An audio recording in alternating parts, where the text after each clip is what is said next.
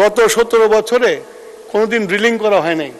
আমরা এই প্রথম এসে ড্রিলিং শুরু করেছি। চলতি বাজেট অধিবেশনে সংসদ সদস্য রুমিন ফারহানা প্রশ্ন তুলেছেন আশুগঞ্জ সার কারখানায় গ্যাস সরবরাহ নিয়ে।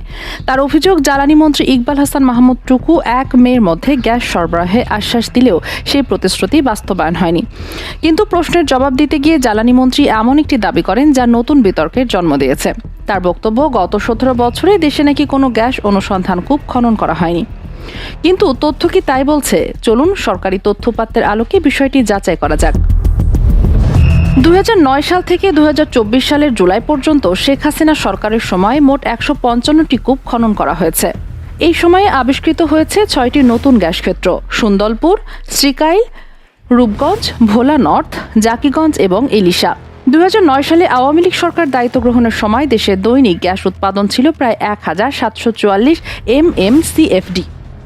দেশীয় অনুসন্ধান, উৎপাদন বৃদ্ধি এবং গ্যাস আমদানির সমন্বিত উদ্যোগের ফলে কোভিড পূর্ব সময়ে উৎপাদন বেড়ে প্রায় 2750 MMCFD-তে পৌঁছে যায়।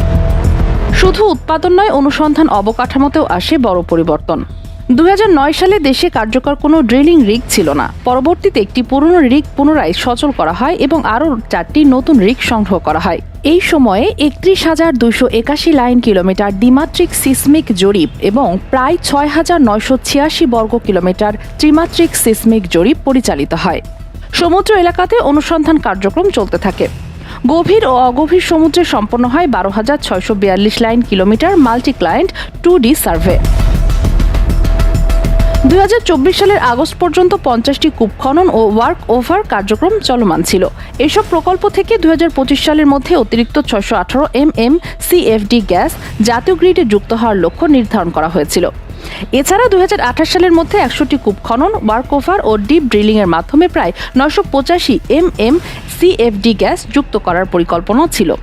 প্রথম ধাপের অধিকাংশ কূপ ইতোমধ্যেই খনন সম্পন্ন হয়েছিল এবং সেখান থেকে গ্যাস জাতীয় গ্রিডে যুক্ত হতে শুরু করেছিল।